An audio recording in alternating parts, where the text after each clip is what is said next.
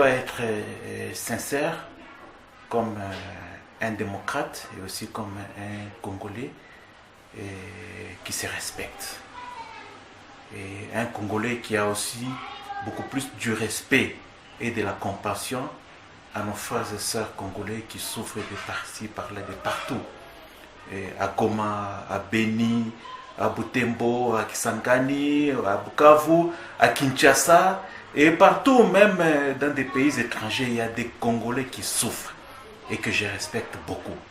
Donc c'est tout à fait normal, avec un esprit démocratique, que M. Noël Tchani puisse un jour, dans un rêve, se réveiller et vouloir proposer une loi, on appelle sur la congolité. Il est libre. Mais laissez-moi vous dire quelque chose qui m'écoeure et qui m'indigne un peu. Je venais tout à l'heure de vous parler de la souffrance que connaît le Congolais. Actuellement au Congo, la misère est devenue un mode de vie. Je l'ai toujours dit et c'est une réalité. La souffrance, c'est un mode de vie pour les Congolais.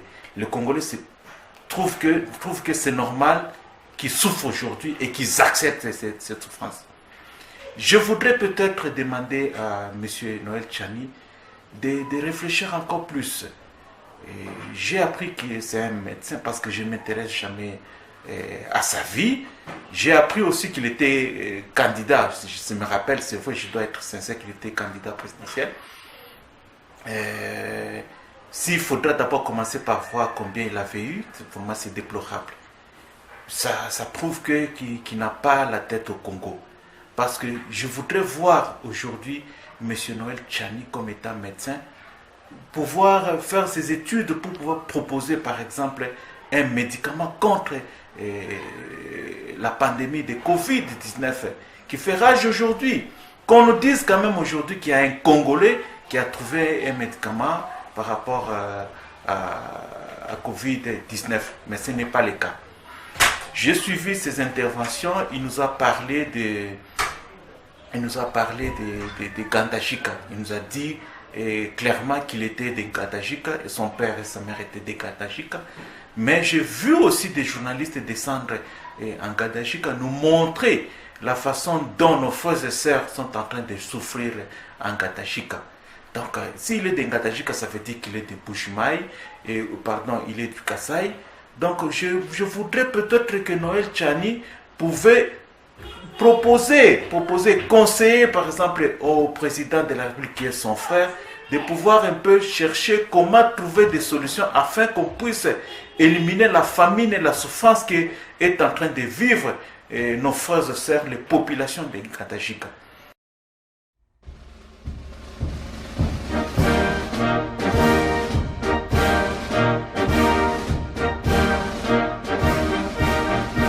C'est clair, cette loi cible Moïse Katumbi Tchapa, il faut qu'on se le dise.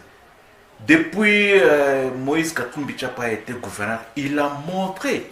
Il y a des gens qui sont passés par les Katanga dans les années, depuis 2007 jusqu'en 2015. Il y a des gens qui étaient passés pour pouvoir s'imprégner de la réalité, de la façon dont les Katanga étaient gérés.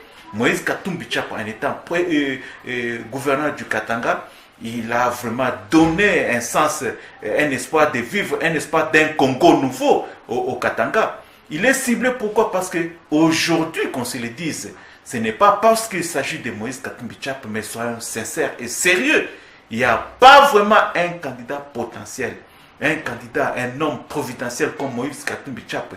Personne aujourd'hui ne peut faire face à Moïse Katumbi Tchapa comme candidat président de la République du Congo. Personne, je dis bien. Je prends mes mots avec donc beaucoup de responsabilités. Personne n'est capable de faire face à Moïse Katumbi Tchapa. Nous avons vu, nous tous, comment il a battu campagne pour Faïlou. Malheureusement, aujourd'hui, il n'est pas reconnaissant. C'est une page tournée.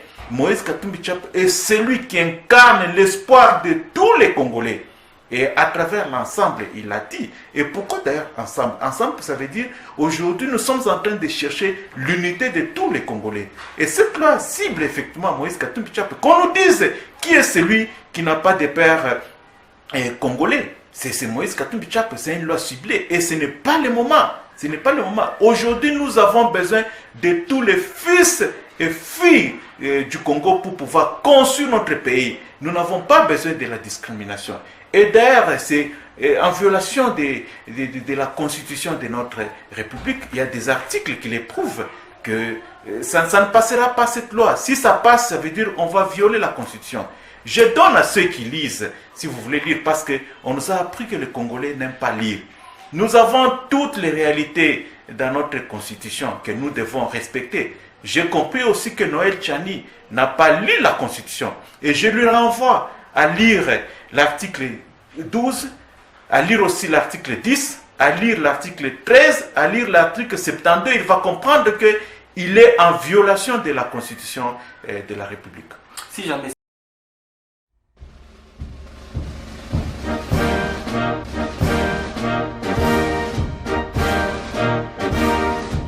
cette loi ne peut jamais passer. Et c'est à ce niveau que je voudrais interpeller avec main sur mon cœur, est-ce mon opportune pour interpeller le président de la République démocratique du Congo, M. Félix Tshisekedi, pour faire attention, parce qu'on va le dire à l'arrière jusqu'à violer la Constitution. Si vous le permettez, je vais vous lire l'article 12 de notre Constitution. Et sans pour autant faire des commentaires. Que dit l'article 12 de la Constitution?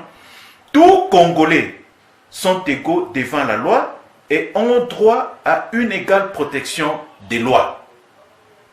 Je ne veux pas interpréter, mais je demande juste à tout un chacun de pouvoir, qu'est-ce que ça veut dire? On a dit tous les Congolais.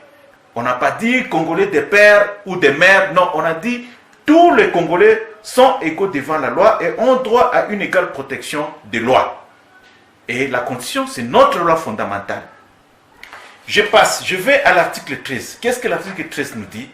Aucun Congolais ne peut, en matière d'éducation, on peut passer, et d'accès aux fonctions publiques, ni à aucune autre matière, je prends aucune autre matière, faire l'objet d'une mesure discriminatoire. On y va? Qu'elle résulte de la loi ou d'un acte de l'exécutif en raison de sa religion, en raison de son origine familiale. Là, on touche à l'origine familiale de ces Congolais-là. C'est une discrimination. De sa condition sociale, de sa résidence, de ses opinions ou de ses convictions politiques, de son appartenance à une race. Donc, à ce niveau-là, je dis bien de son appartenance à une race. Je parlais à l'appartenance à une race. Je parlais aussi de son origine familiale. Donc, j'implore, je demande à Noël Tchani et à tous ceux-là qui, par des appartenances tribales, qui sont en train d'appuyer Noël Tchani, de relire la Constitution, l'article 12 et l'article 13. Je ne me limite pas là. Nous allons à l'article 72 qui concerne le président de la République. Si je vais à l'article 72, si vous me le permettrez, qu'est-ce qu'on dit? Nul ne peut être candidat à l'élection du président de la République s'il ne remplit pas les conditions ci-après. Je prends. Posséder la nationalité congolaise d'origine. C'est quoi la nationalité? C'est tout.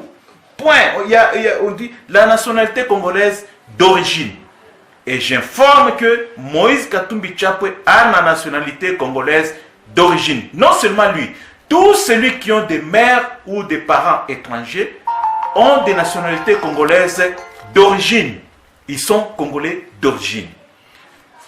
Point trait. Ce n'est pas moi qui ai donc élaboré cette constitution. Ce sont les Congolais. C'est une constitution de nous tous, Congolais et de la République démocratique du Congo. C'est quoi maintenant la nationalité d'origine? Je retourne à l'article 10 de notre constitution de la République. Nous allons lire ensemble article 10. La nationalité congolaise est une et exclusive. Elle ne peut être détenue concurremment avec aucune autre. On passe. Maintenant, là, on va y aller. La nationalité congolaise est soit d'origine, soit d'acquisition individuelle. Je rappelle encore que nos frères et sœurs là, que vous voulez attaquer, n'ont pas une nationalité d'acquisition individuelle. Ils ont la nationalité d'origine. Il n'y en a que deux. Soit la nationalité d'origine, soit la nationalité d'acquisition individuelle. Mais c'est quoi maintenant la nationalité d'origine qu'a évoqué l'article 72?